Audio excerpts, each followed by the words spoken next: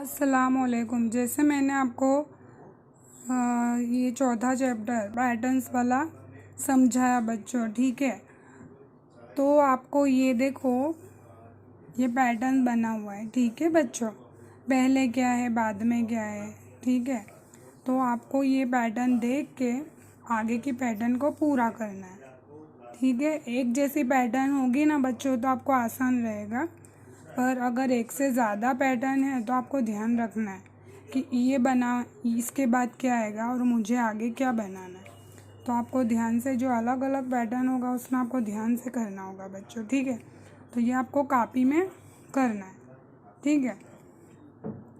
अब यहाँ अदद की पैटर्न है बच्चों। जैसे हमने गिनती पढ़ी है 1 से 100 तक, ठीक है। जैसे 1 के बाद 2 आएगा, 2 के बाद 3 आएगा, 3 के बाद 4 आएगा।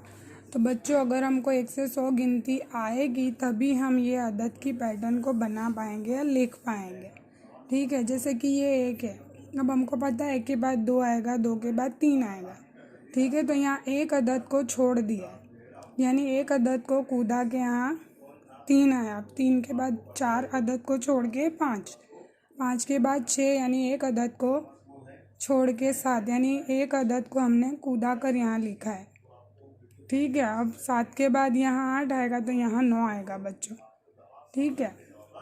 आपको 1 से 100 गिनती आएगी तभी अदद का पैटर्न आपको लिखते आएगा, ठीक है बच्चों। तो पहले 1 से 100 गिनती लिखोगे अच्छे से मुँह ज़बानी बोल कर, उसके बाद ये अदद का पैटर्न आपको कोशिश करके लिखना है।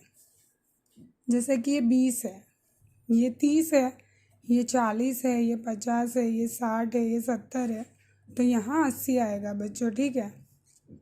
वैसे ही आपको ये अदद देखकर इसका पैटर्न पूरा करना है, ठीक है बच्चों।